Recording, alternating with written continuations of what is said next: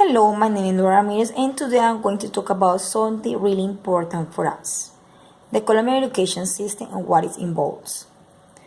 According to the statistics, according to the results, Colombia has the last position, or one of the last positions, in the PISA results, according to other countries. What that means?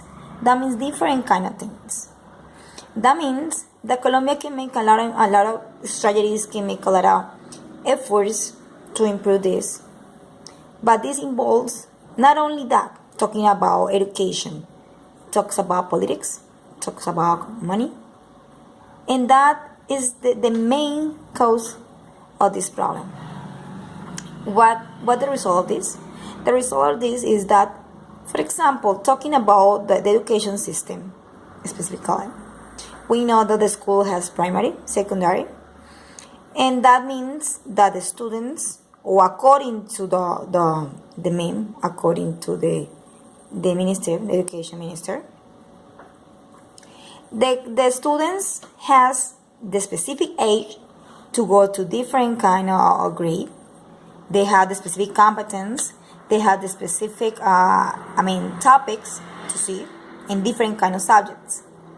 But what happens? They sometimes doesn't take into account the learning styles, doesn't take into account the needs of the students, because what the all important for the schools is the grades, because it's what it means, the result. That's what it put the school in a position. That's what, in talking about the whole country in Colombia, that's what give the results for the PISA. But what about that? We're talking about something quantitative. Yeah? But what about the person? What about the effort that the student makes to do something? That's something really important, and that has to be with the type of evaluation that the school has, because at the time to evaluate the students, what is the result? It's a number, because you give the students a paper. This is the result, and that's it. Why the teacher does that? Because it's something that is really easy for the teacher. Okay, if we put the position of both the student and the teacher. Okay, the student says, you are evaluating me, but why you don't take into account the effort? I'm not really good in English, but I try. I made the best. But for the teacher, it's easier just to put a note, to get a paper, to check, and to get a note. So the school system has something important. The first thing is the motivation to the teachers. And that's talking about not only the payment, it's talking about what he needs, for example, for living, what he needs, talking about health, talking about for education, because the teacher pays a lot of money to have a master's degree and everything, but at the time of payment, that's not really good comparing with, as I say, another countries that to be a teacher is the maximum. And the other thing is not talking about motivation. It's not only that. It's the school system. For example, we talked before about the type of evaluation that the teacher made. But the other thing is the politics, the rules. When we talk about the type of evaluation, for example, if you evaluate a student in the group, for example, the group has 40 students. And what about if 20 students or more than 20 students fail on the test? The question is the teacher or the students? That's a really good question, because I got different point of views in this kind of situation. For example, it can be the teacher. He doesn't explain clear the concepts. He doesn't apply the methodologies, take into account the different kind of learning styles. Or he does that, but the students they're not interested in that. They don't care. And the excuse is that the teacher doesn't explain how they're supposed to be. So that's a really tough question because there's something that is concerning because in this point, what the law say, if more than half of the students failed the exam, the teacher has to make the exam again. But what about if the teacher explained the topic 1, 2, and 3 times, and they don't show interest in that? The time of the exam, or to know the results, they have a lot of excuses. So that's not fair with the teacher if they do the exactly things that they have to do. So that's not correct. And he has to make the exam again. What it means? So the effort that the teacher makes, not only planning a class, planning an exam, planning, because this takes a lot. It's not, you don't finish, you work at school, you go home and you do a lot of things too. So what happens with that? So the teacher say, you waste your time or what? And that's the school system. And the school system say, hey, the student fails the exam, you have to do and have to take it, and retake it again. So they're learning. That's flexibility.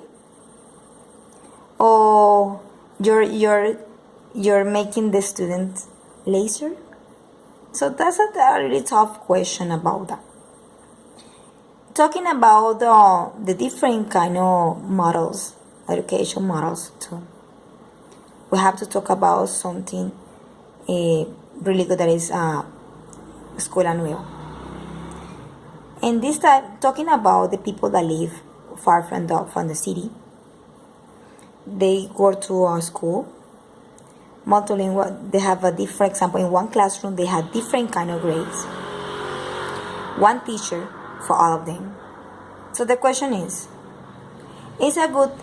really good because the government is taking into account the people that don't have the means of transportation to go to a city to study. But the question is, okay, they're thinking about them, but it's good to have only one teacher for all the subjects, for all the grades. The teacher has the plenty time for them to explain it. The teacher is trying to make really good effort for that, but you think that in the time that he has, he's gonna explain the topic how it is. So that's another question. That's another question, because okay, this is really good because the students learn in a different context. They learn different kind of student values. They study according to the lifestyle. But it's good when they have only one teacher. So there's different kind of questions that we can think about the Colombian system. The Colombian system, for example, give a lot of opportunities to the students, a lot. But the students are taking advantage of that, or they just are excuse for them when they don't want to do something. That's an excuse for them to improve, taking advantage of that, not the positive things. So that's all the school, because that's another question. We are forming the students as a critical persons, or just they go for the grade, for the notes, and that's it. So there's different kind of questions that we make. We're talking about the education in Colombia, and if the government makes a lot of efforts for that, why we had that results? Why? So that's the thing. We're not making difference, or we can see some kind of difference talking about public and private schools. What are the difference? And one of the questions that I make is why we got the same competency standards and the common European Common Framework is the same for both sectors, private and public. Why you see the difference on the results? Talking about, for example, English, why you see that? That's because in a private school, you have to work hard. You are evaluated from the students, from the parents, from the principal.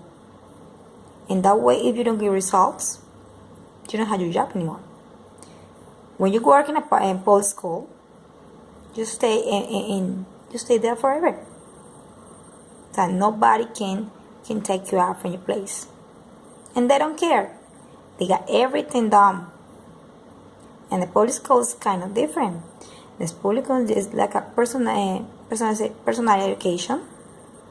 You have to sit with the student. You have to work actually in the afternoon with that student. With that type of student doesn't have developed the competence, and you have to work with them.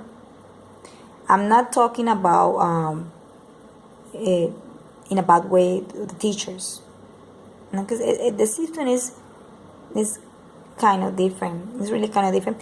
I'm not saying that the public education is bad, because I actually graduated from a public school. I always say that the main factor and the main important thing about education is the student. Okay, the student gives the 99%, and the teacher the 1%. Talking about the teacher gives the instructions, give the initial step in that way, but the students is the one that is interested in this. And talking about as a group, as a total, okay, both construct the knowledge. That's what we talk about today, constructive approach. And the books and the articles in it, you can realize, you can talk about, I can talk about right here, I can tell you about beautiful things about education, about approaches and everything. Okay, today we talk about constructive approaches, constructive education, talking about the both teacher and students constructive knowledge, talking about taking into account previous knowledge, experiences and everything. But talking is something and acting is something different. Talking, I can tell you beautiful kind of things, but the teachers apply that in schools, in the classrooms. That's different kind of questions, and for that it's good to talk or take into account the students' opinions for that. Because as I say, when we talk about education, we talk about different characters in this way: teachers, students, principals, the government, the rules, different kind of things. So it is time for Colombia to make, for the government, for the responsibles of this, to sit and think about this. Think about, because sometimes the teachers feel frustrated too, because they make a lot of things. The teacher that has that as a vocation, the teacher that really likes what he or she does. But what about the teacher that does because he's thinking about money? Or what about the teacher that say, no, I'm gonna make a master just because I'm gonna get more payment? So that's different kind of factor. Or how's the Colombian system, or how's the Colombian type of style, the lifestyle, make us? Thank you very much.